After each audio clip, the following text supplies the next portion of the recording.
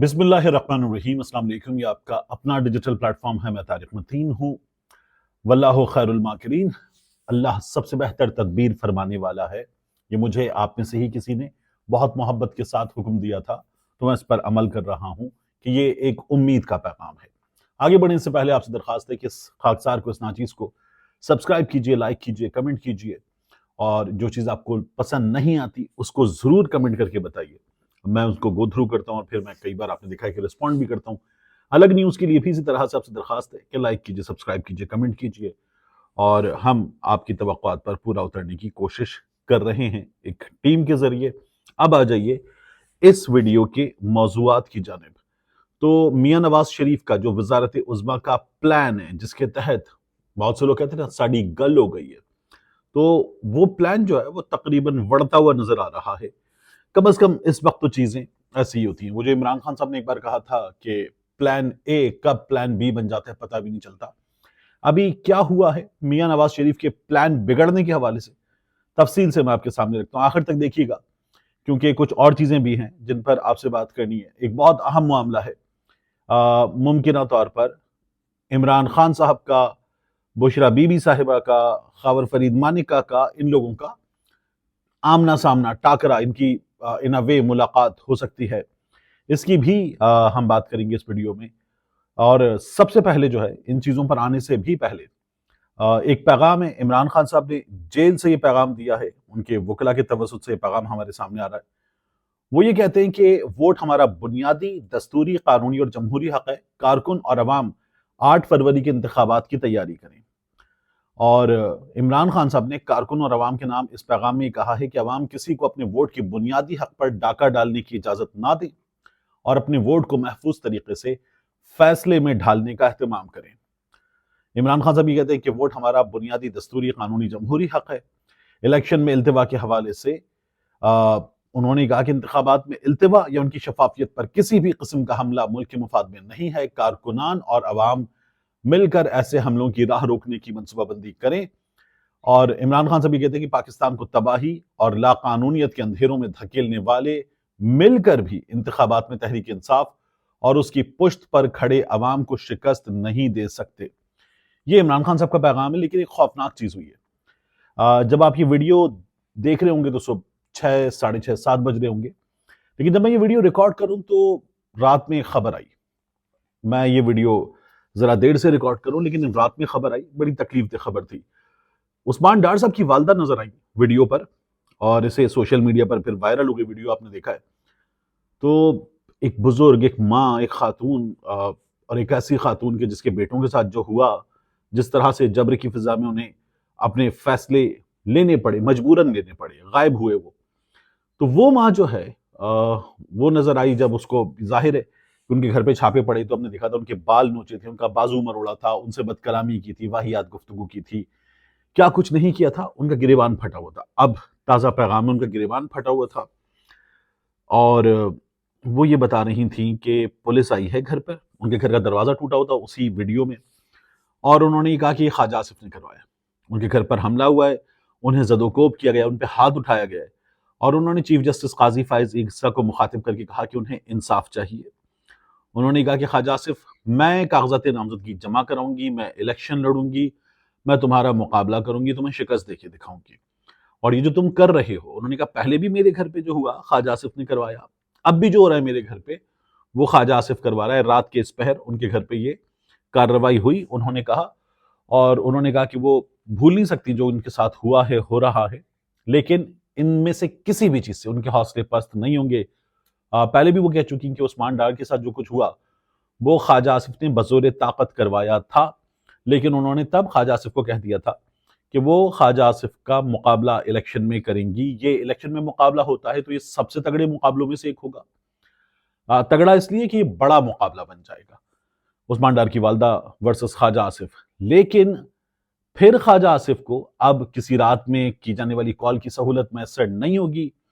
خواجہ آصف اب، میری رائے میں غلط بھی ہو سکتا ہوں، لیکن عثمان ڈار کی والدہ کو شکست کسی بھی صورت نہیں دے سکیں گے، اور خواجہ آصف کو بدترین شکست یہاں سے ہو سکتی ہے، اور یہ بہت بڑی کامیابی ہوگی۔ پاکستان تحریک انصاف کو اس بارے میں سنجیدگی سے، میں نے پہلے بھی کہا تھا، سوچنا چاہیے کہ خواتین، اور ایسی خواتین کہ جن کے گھروں میں ایسے فیصلے ہوئے ہیں کہ وہ مجبوراً فیصلے کیے گئے لوگوں کی جانب سے، ایسی خواتین کو ٹکٹ دینا چاہیے.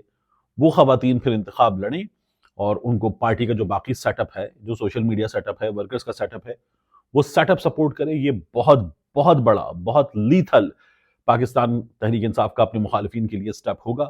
تو بہرحال تکلیف دہ ویڈیو تھی عثمان ڈار کی والدہ کے ساتھ، ایک ماں کے ساتھ، ایک بزرگ ماں کے ساتھ جو کچھ ہوا ہے، تکلیف دہ تھی صورتحال. دوسرا، میاں نواز شریف کا جو پلان ہے، چلیے اس پر بعد میں آتے ہیں. پہلے عمران خان صاحب، بشرا بی بی صاحبہ، خاور فرید مانیکا، ان لوگوں کے ممکنہ ٹاکرے کی بات. یہ جو جج قدرت اللہ جو سماعت کر رہے غیر شرعی نکاح کیس کی، انہوں نے بتا دیا کہ اب اڈیالہ جیل میں سماعت ہوگی اور ٹرائل اوپن ہوگا. یعنی میڈیا کے نمائندے اس میں موجود ہوں گے. سائفر والے کیس میں تو بتا دیا گیا نہیں ہوں گے. اب دیکھنا یہ ہے کہ کتنے بھیجے جاتے ہیں اندر، لیکن ٹرائل اوپن ہوگا. ساتھ ہی جو جنرل پبلک ہے وہ بھی جا سکے گی، خاندان کے لوگ بھی جا سکیں گے. اب یہ جو سماعت ہے جس میں جیل میں سماعت ہوگی، جج قدرت اللہ کریں گے، جو آپ کو یاد ہے وہ جو انٹریکشن ہوا کہ وہ وکیل سے کہہ رہے تھے کہ آپ لوگ گھر لے لیں یہاں پہ کرائے پر اسلام آباد میں اور یہاں رہیں. تو بعض دوست سوال کریں کہ بھائی ان کا تو بنی گالا ہے. تو ایسے نہیں ہوتا، جہاں رہنا ہے وہ رہنے والے کی مرضی ہے.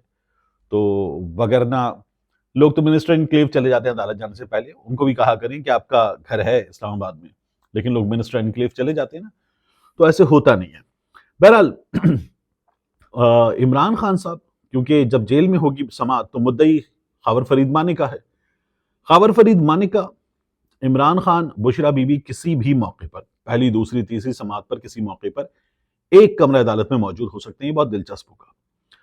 خاور فرید مانیکا نے جتنے گھٹیا الزامات لگائے ہیں بشرا بی بی پر، اپنی سابقہ اہلیہ پر، عمران خان پر، اور یہ الزامات جو ہے اس لیے بڑے عجیب ہیں. میں نے پہلے بھی افسرس کیا تھا کہ یہ شخص بار بار چپ رہا گرفتاری کی بات بولا ہے.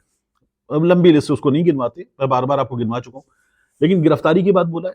تو اس لیے یہ بڑا انٹرسٹنگ ہوگا. اب عدالت میں کیا کوئی انٹریکشن ہو سکتا ہے، آپس میں بات ہو سکتی ہے، تلخ کلامی ہو سکتی ہے؟ نہیں، اس کا چانس بہت کم ہے. کیونکہ ایک تو یہ جو لوگ ہیں یہ بڑی عمر کے ذرا سنجیدہ لوگ ہیں. دوسرا عدالت ہے، عدالت کا ڈیکورم ہوتا ہے. میں جاتا ہوں یہاں کراچی میں اس عدالت میں جہاں اطہر کے قاتل کے وہ سلاخوں کے اس پار ہوتا ہے. عدالت میں انسداد دہشت گردی کی عدالت ہے. وہاں پر مجھے ایک صاحب سے معلوم ہوا کہ ان کے بھائی کا قاتل عدالت میں اسی طرح کا معاملہ تھا، یعنی ان کے کزن کا قاتل تھا. تو شدید غم و غصے میں انہوں نے، وہ کزن ان کا بہترین دوست بھی تھا، اس کو دیکھا تو اس قاتل نے عدالت میں درخواست کر دی کہ یہ مجھے ہراس کر رہے ہیں، ڈرا رہے ہیں مجھے. اور جج صاحب کی جانب سے منع کیا گیا کہ آپ یہ نہیں کر سکتے، یہ عدالت ہے، ہم بیٹھے انصاف دینے کے لیے، آپ یہ نہیں کر سکتے. آپ ان کو گھور کر دیکھ بھی نہیں سکتے، بات بھی نہیں کر سکتے تو دور کی بات ہے، گھور کر دیکھ بھی نہیں سکتے آپ ان کو. تو یہ آئندہ مت کیجیے گا. جج صاحب نے یہ اس کو ہدایت دی باقاعدہ طور پر. تو یہ عدالت ہے، اس میں انٹریکشن تو نہیں ہوگا، لیکن پھر بھی بہت دلچسپ صورتحال ہوگی جب یہ ایک بار آمنے سامنے ہوں گے. ایون جو ایک دوسرے کو دیکھنا ہے، ممکن ہے کوئی انٹریکشن ہو جائے، کچھ بول بھی دیں، یا جج صاحب سے بات کرتے ہو کچھ سنا دیں، اس طرح یہ ہو جائے. بشرا بی بی سنا دیں اس شخص کو، عمران خان سنا دیں اس شخص کو، یا وہ کچھ بول دے.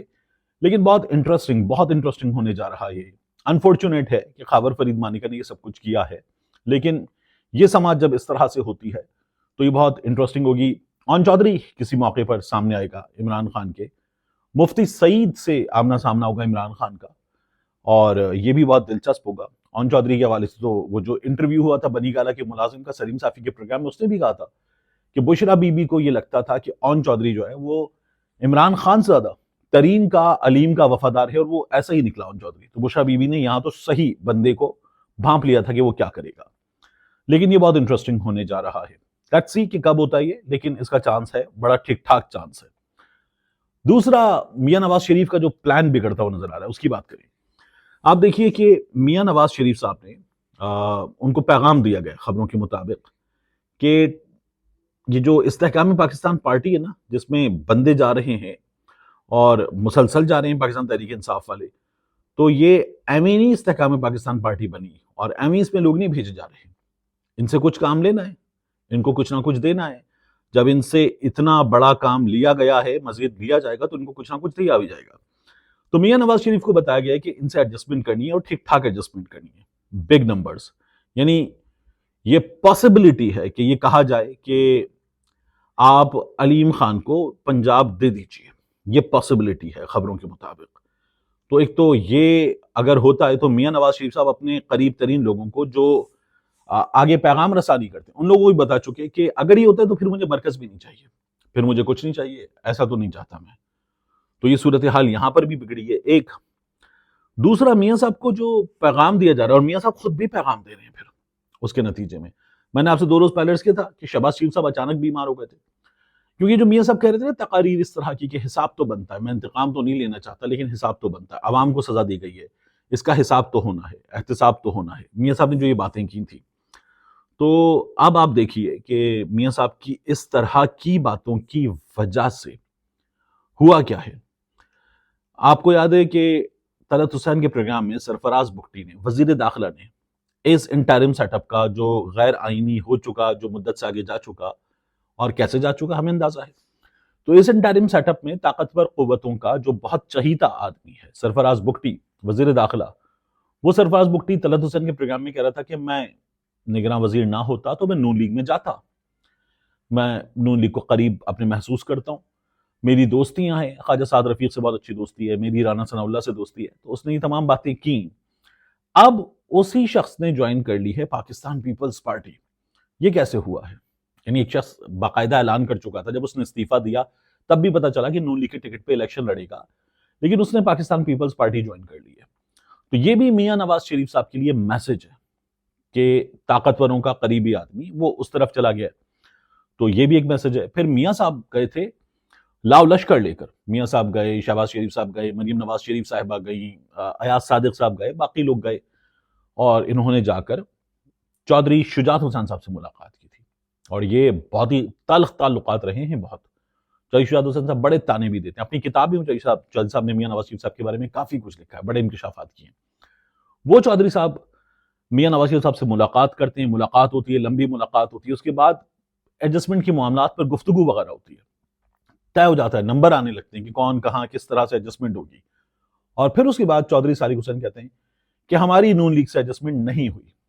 تو قاف لیگ کی جو عددی یا انتخابی طاقت اور حیثیت ہے اس کو آپ ذہن میں رکھیں, اور قاف لیگ کہہ رہی ہو کہ ہماری نون لیگ سے ایڈجسٹمنٹ نہیں ہوئی, یہ بھی بڑا معنی خیز ہے. یہ بھی میاں نواز شریف کے حالات کی عکاسی کرتا ہے, یہ بھی صاف بتاتا ہے کہ ہو کیا رہا ہے. تو یہ والی صورتحال ہے.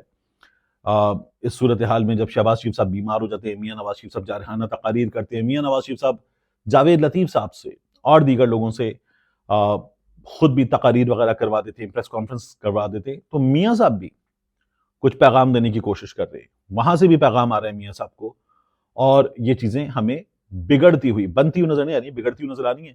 زرداری صاحب کو اس میں فائدہ ہوا, ان کے پلڑے میں کچھ چیزیں گئی ہیں, ابھی تک وہ لیفٹ آؤٹ فیل کر رہے تھے, مگر زرداری صاحب کے پلڑے میں کچھ ویٹ گیا ہے. یہ بڑی دلچسپ چیز ہوئی ہے. تو لیٹس سی کہ یہ آگے کیسے بنتی ہے, اور چیزیں مطلب وہ جو بات تھی کہ پلان اے کی جگہ پلان بی اوپر آ سکتا ہے, وہ ہو سکتا ہے, تو پلان اے واپس سمجھ جائیں تو واپس آگے بھی بڑھ سکتا ہے.